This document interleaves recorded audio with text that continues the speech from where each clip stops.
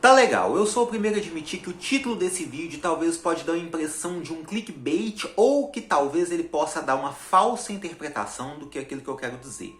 Mas eu precisava chamar atenção para vocês porque eu acho que a gente tem que discutir uma coisa a respeito da Bloodline. Logo de cara, não, eu não quero que a Stable acabe, não, eu não detesto a Storyline, sim, eu gosto bastante do trabalho que eles têm feito, mas eu acredito que certos fãs estão passando um pouco do limite na percepção que eles estão tendo da Bloodline. E é sobre isso que eu vou comentar aqui com vocês no vídeo. Antes de mais nada, tá tendo uma obra aqui em frente de casa. Inclusive essa é uma das razões por eu produzir poucos vídeos aqui no canal, porque ela acaba atrapalhando a qualidade do vídeo, que já é um vídeo simples feito de fã para fã. Mas eu queria conversar disso a respeito com vocês, inclusive antes desse SmackDown, onde o Jimmy Uso vai falar a respeito do porquê que ele traiu o Jay. Então se vocês escutarem algum barulho, por favor, não se incomodem, tá? Claro que se o barulho for excessivo demais, eu vou ter que parar o vídeo e continuo fazendo o vídeo depois. Mas é o seguinte, pessoal, deixa o like se vocês tiverem gostado, tá? É sempre bom, eu acabo sempre esquecendo a respeito, a cabeça não tá muito boa. Mas deixa um like se vocês tiverem gostado, por favor, e comentem, porque eu quero a opinião de vocês, tá? É o seguinte, que a storyline da Bloodline é uma coisa muito boa, tá sendo muito bem desenvolvida, tem coadjuvantes extremamente interessantes, isso não resta dúvida. Eu mesmo fiz um vídeo há pouco tempo atrás, dizendo que eu não estava concordando com algumas coisas que a WWE estava fazendo com a storyline, mas ainda assim não deixava de ser muito bem feita, ainda assim não deixa de chamar a atenção. Cada vez mais se prova que a storyline está sendo muito bem sucedida, tanto na questão das audiências, quanto na questão de vendas de bilheteria, ou mesmo em recordes de pay-per-view. A WWE está indo no caminho certo sim com a storyline da Bloodline, e eu entendo que, para que a storyline fique se perdurando por cada vez mais, a WWE vai tentar espremer até onde dá esse caldo. Então é por isso que a Stable fica repetindo coisas. Então, por exemplo, durante a Road to WrestleMania fazem com que o Sami Zayn tente trazer o Jey Uso para o caminho bom da força, e passa a WrestleMania e continua com a mesma coisa, entenderam? Aí o Jimmy Uso ele sai da Bloodline junto com o Jay, e talvez pode ser que o Jimmy Uso possa até voltar para a Bloodline, dependendo. Mas sabe, não é nem esse a razão por esse vídeo existir. Não é essa a razão, não é esse o motivo para esse vídeo existir. O problema é o seguinte, tá? Muitos fãs, por gostarem bastante da storyline, muitos fãs, por investirem nesse mundo, acabam esquecendo que, na storyline da Bloodline, a estrela principal é o Roman Reigns, Solo Sikoa, Jey Uso, Jimmy Uso e, na altura, Sami Zayn. Por mais populares que estejam, por mais bem encaixados que estejam, por mais hype que eles possam trazer para aquela storyline, eles estão sendo protegidos por todo esse ciclo envolvendo essa storyline e a grandeza do próprio Roman Reigns. Eu acho que o maior exemplo que a gente pode dar é como o Sami Zayn diminuiu drasticamente de tamanho depois que ele saiu da Bloodline. Enquanto ele estava lá, ele era o maior babyface da companhia. Hoje em dia, se a gente for olhar a lista de superstars que mais venderam em julho, o Sami Zayn não entra no top 10. No top 10, pessoas da Attitude Era que não lutam mais na WWE venderam mais do que ele. Então, o que eu estou explicando é o seguinte: a chance de Jey Uso, Jimmy Uso, Solo Sikoa ficarem menores quando essa storyline acabar, quando eles não interagirem mais com o Roman, são chances muito grandes. E eu acho que muitos fãs esquecem disso. Os fãs eles têm uma vontade tão grande de que a WWE encerre o reinado do Roman em uma narrativa fechada, aonde ele perde para um dos primos dele, aonde ele perde para um Jey Uso, aonde ele perde para o Jimmy Uso, aonde ele perde para um Solo Sikoa, porque assim a história seria fechada de uma maneira muito bonita, muito narrativa, que eles esquecem que a WWE ela continua depois da história. Então você faz o Roman Reigns perder o maior reinado da era moderna para um Solo Sikoa, por exemplo. E o que acontece depois? Vale ressaltar que a WWE ela não funciona como a Marvel, por exemplo, que faz uma bilheteria enorme lá em Vingadores no ano de 2012, e depois ela só tem que preocupar com as grandes bilheterias lá em 2015. Então depois ela pode fazer histórias pequenas, né? Mais fechadinhas até lá. Não. A WWE, ela lucra com a WrestleMania e depois já tem um dos eventos mais esperados, o Raw pós-WrestleMania. Na semana seguinte, a WWE tem que ter uma grande audiência. No próximo pay-per-view Backlash, a WWE tem que bater outro recorde. A construção para o SummerSlam daquele determinado ano é eminente. Então a WWE não pode fechar uma grande história com um nome pequeno vencendo o grande lutador, levando em consideração que a WWE não é uma empresa de narrativas fechadas. Essa é a razão, por exemplo, de o Undertaker, mesmo com toda a história em volta da sua streak, não ter perdido a streak por alguém como Kane, por exemplo, que era alguém que, no ponto de vista narrativo, fazia muito sentido terminar com aquela streak do Undertaker, porém, ele não era grande o suficiente para a empresa capitalizar o fim daquela streak e lucrar com ela. Então a WWE fez com que um outro nome, um grande nome, Brock Lesnar, vencesse aquela streak, porque aí o Brock Lesnar seguiria em alta nos shows. A WWE iria investir, iria capitalizar naquilo, até que chegasse um momento que um outro grande nome, o Roman Reigns, fosse o cara a bater o Brock Lesnar, e aí ele ia continuar. Então esse é o ciclo. A WWE não é uma empresa de narrativas fechadas. A WWE precisa lucrar todas as semanas. A WWE precisa de ter audiência em todos os shows. Todos os pay-per-views têm que vender muito. Não dá para um Jey Uso vencer o Roman Reigns e depois ver o que faz depois de qualquer jeito. Ah, fechou a história bonita, depois a gente vê o que a gente faz. Não é assim que funciona, tá? E acaba que nós, os fãs que temos uma certa consciência disso, acabamos por ser obrigados a testemunhar certas coisas desagradáveis. Eu vou dar um exemplo para vocês.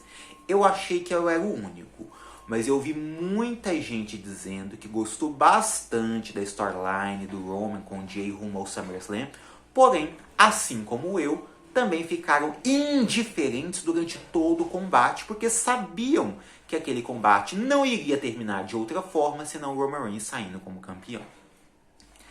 Quando você presta atenção, que você está diante de um main event, de um SummerSlam, e você nota que aquela luta ela é extremamente previsível e que qualquer outro resultado possa fugir à lógica, então tem que ser por aquele caminho, e aquela luta se torna indiferente para você, isso é preocupante.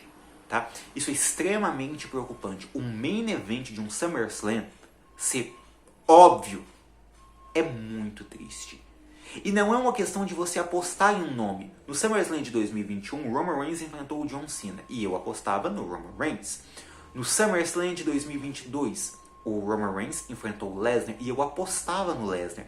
Mas são aqueles cenários onde se tivesse um resultado diferente, não seria o fim do mundo. Então, você apostava no Roman, mas você não achava que era tão óbvio assim. No caso do Jey, era óbvio, e é um main event de um SummerSlam. Eu vejo pessoas tão fascinadas com essa storyline da Bloodline, que tem gente que queria que o main event da WrestleMania 40 fosse um Fatal 4-Way match com os membros da Bloodline. Isso seria um absurdo tão grande, principalmente se você parar para pensar que a Bloodline ela não é uma stable como o Evolution, como o Shield, ou ela não é um grupo como as Four Horsewomen, que você pode até perceber qual membro que teve mais sucesso do que qual, mas eles são competitivos. Daria para você fazer uma coisa assim. A Bloodline ela é a stable do Roman Reigns. Ele é o líder, ele que sempre foi o campeão, ele é o grande nome. Se tem uma Fatal 4-Way match com os membros da Bloodline, das duas uma. Ou o resultado é uma vitória óbvia do verdadeiro chefe da tribo, do único também, Roman Reigns, ou outro resultado é um completo absurdo. Como você faz uma Fatal 4-Way match da stable de um homem onde os outros também são grandes, mas eles são coadjuvantes, eles são servos, e você vai dar uma vitória para qualquer um dos três, sendo que nenhum dos três teve sequer perto de ter um protagonismo que o Roman Reigns teve. Se você faz uma luta assim no main event de uma WrestleMania, você vai fazer um main event extremamente previsível, aonde só pode haver um resultado, que vai ter 20 minutos de entrada, 45 minutos de luta e um combate onde a grande maioria dos fãs vai saber exatamente o que vai acontecer. E esse é o evento principal de uma das WrestleManias mais importantes de todos os tempos. Então, os fãs eles gostam tanto da storyline, porque a storyline ela funciona tanto naquele núcleo de show semanal, que eles estão esquecendo da grandiosidade de eventos como um SummerSlam, como um WrestleMania, como um Survivor Series, como um Royal Rumble, tá? Os membros da Bloodline, a Bloodline em si, estão fazendo história. A storyline é muito boa, mas não dá pra negar. O grande nome daquela stable é Roman Reigns. Quando ele sair de cena, quando não tiver mais Roman, a possibilidade daqueles membros daquela stable terem os seus nomes mais reduzidos, né? Terem menos destaque, é grande. Então não adianta você querer que um dos primos do Roman Reigns ganhe esse título dele. Porque não vai ganhar, não é assim que o negócio funciona. E se assim acontecesse, seria uma tragédia. Você já imaginou o Solo Sikoa abrindo uma Raw pós-WrestleMania? Que nem sequer fala, ele nem sequer fala. Ou o Jey Uso. Qual que é a rivalidade dos sonhos, a luta dos sonhos que você tem com um Jey Uso? Ou para um Jimmy Uso? Se nem deu certo com o Sami Zayn, você imagina com esses nomes. Então sim, eles funcionam nesse arco, nessa narrativa. Mas nenhuma storyline é maior do que a própria WWE. Nenhuma storyline é maior do que o legado que a WWE precisa ter todas as semanas durante todos os shows. Entendeu? A WWE não vai fechar uma história bem fechadinha e pôr em risco a continuidade da empresa investindo momentaneamente num nome pequeno. Se um Jey Uso vence o Roman Reigns, depois qualquer nome vence ele. Não existe isso de qualquer nome. Esse qualquer nome não vai interagir com quem de fato gerava dinheiro, que era o próprio Roman Reigns. Não é assim que funciona as coisas. Faz o Jey Uso sair por cima do Roman Reigns e depois ele perde para um Gunther. Como assim, Gunther? O Gunther não interagiu com o Roman Reigns, que era aquele que de fato gerava engajamento. Então, ele não vai conseguir continuar atraindo mídia, vencendo o Jey Uso só porque o Jey Uso foi o cara que venceu o Roman Reigns. Então, vocês entendem? Narrativa fechada na WWE não existe. Parem de acreditar que a Bloodline, algum membro da Bloodline em si vai terminar o reinado do Roman Reigns, porque não faz sentido que seja assim. Se for assim, vai prejudicar a própria empresa, a empresa que a gente assiste, não é assim que funciona. E por as pessoas terem essa expectativa de que isso pode acontecer, as pessoas bem resolvidas que sabem que não vai acontecer, é obrigado a assistir o evento principal de um SummerSlam, uma das lutas mais previsíveis da história, e esses fãs querem que o main event da WrestleMania 40 seja tão previsível ou até mais. Então, por favor, pessoal, a storyline, ela é bacana, ela tá bem feita, mas não diminuam a grandeza dos 4 grandes pay-per-views da WWE. Entenderam? O Roman Reigns contra Jey Uso funcionou lá em 2020, quando era Clash of Champions, contra Hell in a Cell. Adorei aquelas lutas. Adorei. Roman Reigns contra o Solo Sikoa pode até funcionar num Royal Rumble, né? Assim como funcionou tão bem os combates que o Roman Reigns teve com a própria família num Money in the Bank.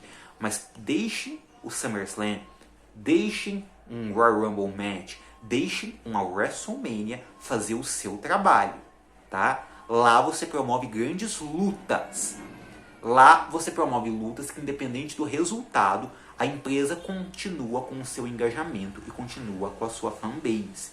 Não confunda uma coisa com a outra. Você não vai deixar de gostar da storyline da Bloodline, porque você vai ter uma visão realista do negócio, tá? Então calma, coloquem a Bloodline no seu devido lugar. A Bloodline, ela é para a verdadeira estrela da Bloodline. Ela é para o Roman Reigns. Ela é para o Roman Reigns. Só ele é a grande estrela. Os outros existem para ajudar que o Roman Reigns se torne ainda maior. Então, na hora que tiver um grande evento, que precisar de grandes estrelas, é apenas o Roman Reigns, tá? Os outros, eles vão engrandecer ainda mais, eles vão ajudar, eles vão dar um apoio. Você tem o main event da WrestleMania Noite 2 com o Roman Reigns, você coloca o main event da WrestleMania Noite 1, uma storyline perfeita, com os Usos contra o Owens e o Zayn. Perfeito, ótimo, totalmente de acordo. Mantenham os Usos, mantenham o Solo Sikoa longe de um main event de WrestleMania 40, tá? Porque quando o Roman Reigns perder esses títulos, se ele já tá aparecendo pouco, a tendência é que ele apareça ainda menos. E aí a gente sabe, não é o que a gente quer, a gente sabe que esses nomes, eles vão diminuir muito na ausência do Roman Reigns. Porque assim como o Sami Zayn dependeu muito do Roman para estar credível e relevante, esses nomes vão depender ainda mais, já que nenhum desses três nomes ficaram tão populares como o Sami Zayn ficou, tá? Então é só olhar exemplos recentes. Então, calma lá, pessoal, com a sua line da Bloodline. Você tem algo a comentar a respeito do que eu disse? Você concorda, você discorda? Deixa aqui nos comentários, pessoal. Deixa aqui mesmo, tá? E o like caso tiverem gostado. Até a próxima e tchau!